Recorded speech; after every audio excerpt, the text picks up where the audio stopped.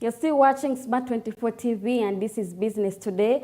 Thank you for sticking with us. Now, earlier today, like we earlier mentioned, downtown Kampala was set to a standstill as KCCA shut down several shops demanding ground rent. Ronah traversed the streets to link up with Thaddeus Musoke, the chairperson of Kampala Traders Association, for the insight into the standoff. As a developing economy, Uganda offers many opportunities to entrepreneurs and investors. However, our businesses in this country are facing significant challenges that are affecting their growth and profitability, some of them being access to finance and the pressing infrastructure challenges. Well, with me here today is Mr. Thaddeus Musoke, the chairman of CASITA, who will break down some of these challenges. Thank you for joining us today, Mr. Thaddeus. So starting with some of these challenges, for instance, the infrastructure challenges, what is your take when it comes to that? The fact is, as CASITA, we are not contented with the infrastructure in the city. We made several recommendations to see how can we improve the environment of doing business in Kampala. With this, we thought that our roads should be upgraded in order to enable flyovers, standard flyovers, to ease jam. And then we had requested that let the mode of repairing the roads be a little bit more advanced. But we have been observing, yes, we are not technical, but you can observe.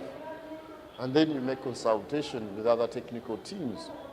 But you find the way even they are repairing these potholes. It's so funny. Someone fills the pothole with just soil and stones. It's a very rainy season. By the time the rain is done, all the soil has been washed away back into the trenches. So the next time you find again the drainage department for KCCA wasting water and wasting fuel and time to clear the trenches and tunnels. So it's like just a cycle which is always being repeated. So we find that KCCA needs to improve and pull up their stocks to be more effective in order to solve our challenges. And so we urgently urge KCCA to repair all potholes in the city because we lose a lot of money through vehicle maintenance and repairs. How much does it take for one for vehicle maintenance? Just like for just my car alone, just as Musoke, I can spend like over just a single visit to the garage, like 1.5. Like 1.5, because I don't drive a simple car, I drive a big car. And then when we tried to total around the normal expenses, it was over $800 million. So that's a lot of money. And even that's an estimate. So we are trying to see that how do we carry out a more effective study on this. But we thought even if we don't waste resources on carrying out that study, it's our mandate to demand for fair and effective services from KCCA. Because we pay for license and then we pay even for other taxes. Well, that's quite upside. So why should the capital city of Uganda be in such a very shabby state? So we need a very clean and conducive environment in the city. How have the poor roads apparently affected the trading system here? You know, the fact is, one time I was on TV, I had to pause a little bit and I got so annoyed. There is a spokesperson for traffic. She said now, for our Kampala people, when rain rains, just stop your vehicle until the water clears, because you will die. We thought that they would engage KCCA to clearly present the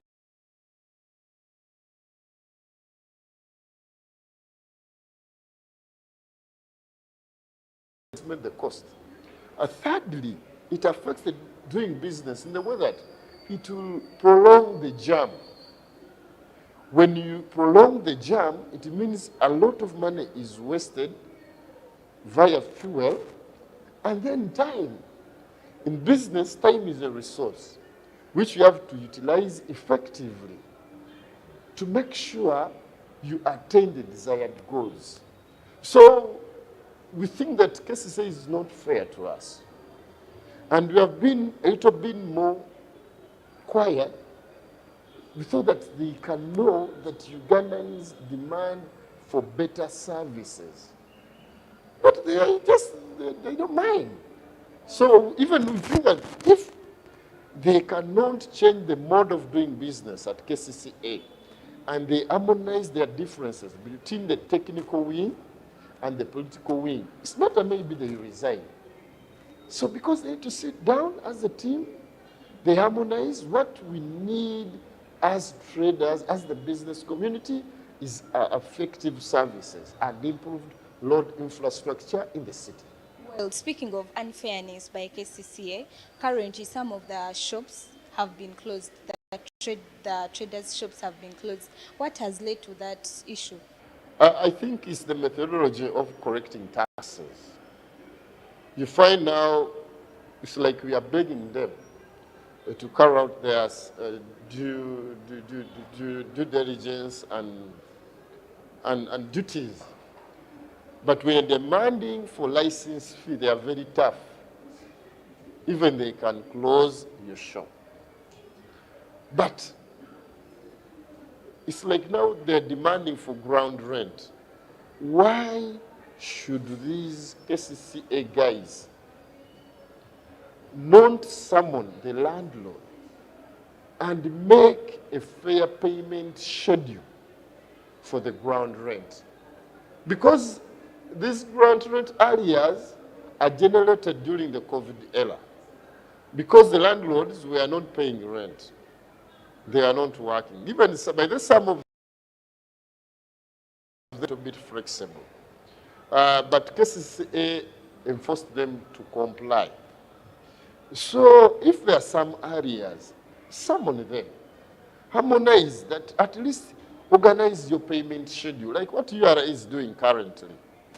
And then if the landlord fails to meet his payment schedule, KCCA can go to court and get a court order to freeze the account until the landlord clears. But closing the building implies Musoke was paid for a trading license. Then you are infringing on my rights. I'm supposed to work. I left my home to come and look for money to buy cassava and milk for my dependents. And then you are telling me you are not going to work because I'm demanding your landlord. Well, that's not my concern. So we find that they are very unfair. So we need to operate in a more professional and conducive manner for all stakeholders. So in your own opinion, you feel like the traders are complying by paying their taxes, but then in return they're not getting the good services they deserve. Yes. What would you advise the maybe KCCA or URA to simplify on this for us, we thought that KCCA, I think we are recommending to reverse the KCCA Act. Because it's like when the councillors, when you try to consult the councillors, it's like they tell us the technical team has a problem. So they need to work as a team and let the elected leaders be answerable to the electorate. And then thirdly, there is now what we are pushing as the private sector. We feel that now, like for the KCCA, we think that the private sector has a very vital role. Because we are the people who suffer, the other ones are politicians. We think that we deserve a slot of representation on the council to see that our views can clearly be presented. So we think that the private sector in Uganda at times is being sidelined, but we are pushing for full presentation on all levels. That's why you see now like associations coming like a CETA to see that can't KCCA intervene and improve in its operations so that we stakeholders can carry out businesses at peace. Well, talking about the infrastructure challenges here faced in this city, well, the government has set up the flyover, for instance. Don't you feel like it will maybe help in the future to work on, to simplify on these issues of jam and all that? You're right. We are so happy when we heard about that.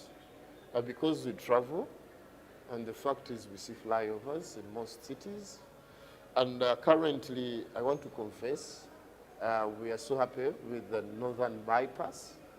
It has eased jam, and Entebbe Express, it has also its challenges.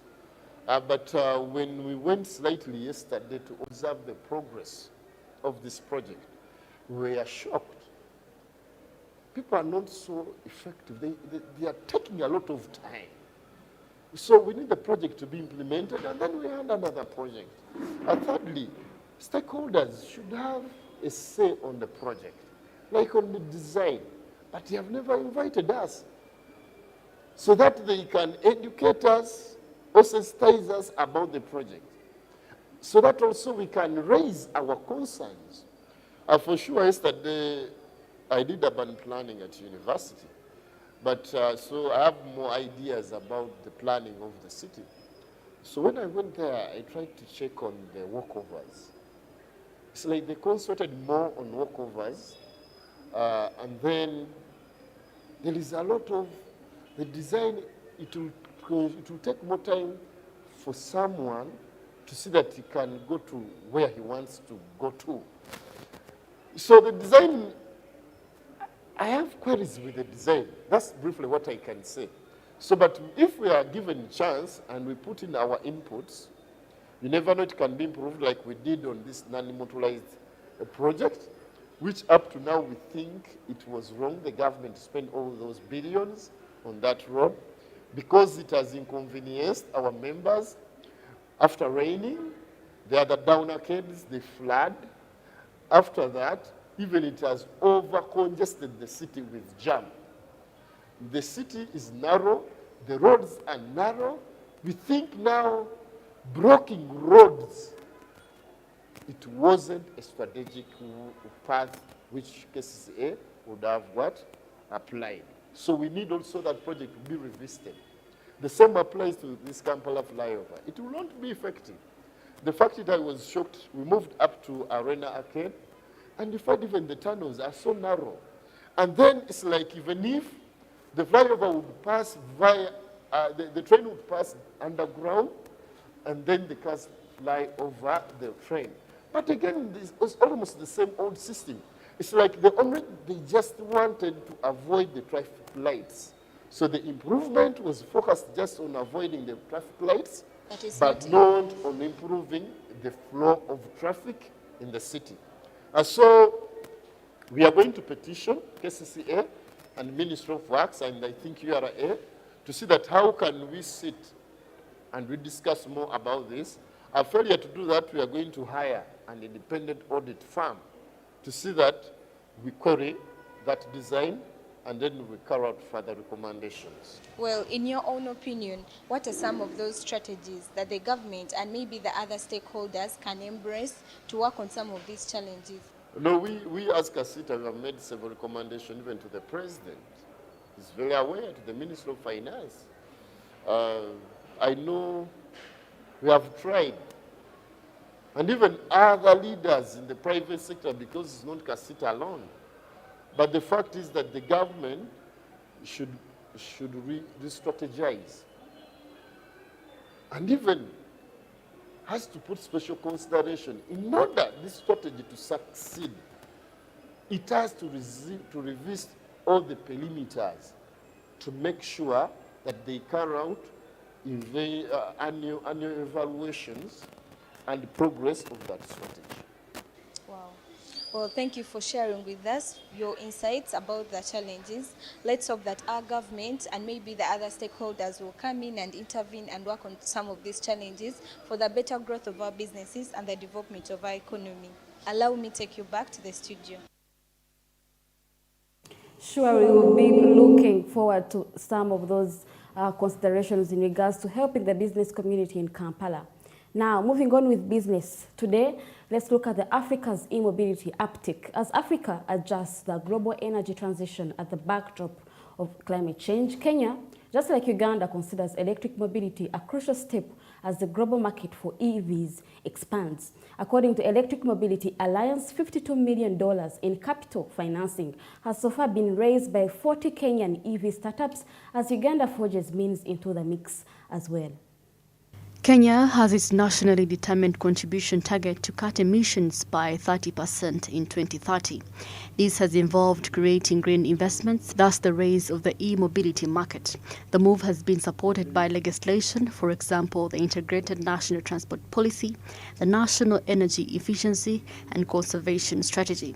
Although a powerhouse in East Africa and a leader in technology and innovation, Nairobi is taking initiatives despite barriers such as related taxes and aggregate market awareness.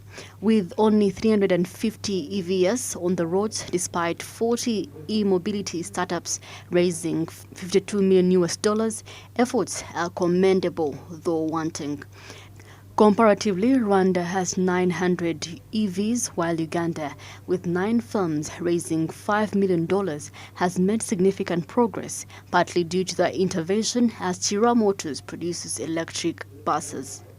The e-mobility journey in Kenya has been steered by the private sector, unlike Tanzania, Rwanda and Uganda, where government has played a central role. Last year, the Uganda's finance ministry provided $150 billion to Chira Motors, completing the government's $218 million financial commitment. We are getting fruits now.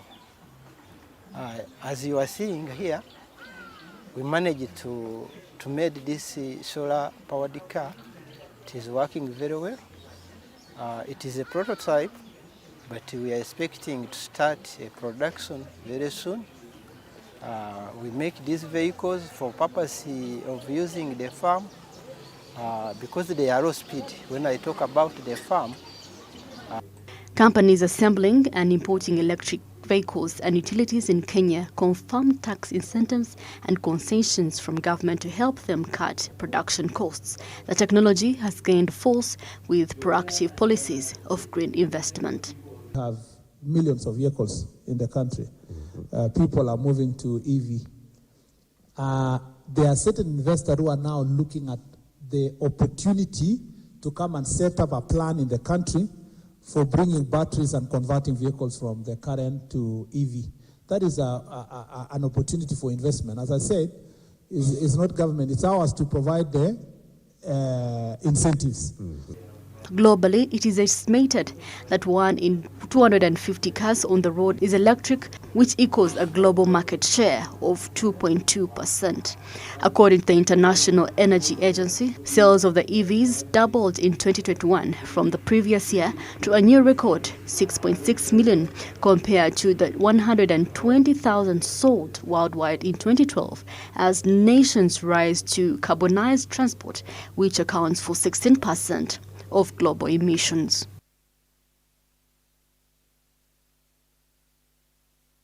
There you have it. That report will lead us to the close of business today. But before I sign out, let's look at what made the headlines. In business today, ERA and Tanzania's Energy Authority secure African development funding to revamp vulnerable database management systems. Agricultural Ministry coughs out 200 million in dairy equipment to support production cooperatives. And KCCA has shut down several central businesses over ground rent as traders describe poor infrastructure.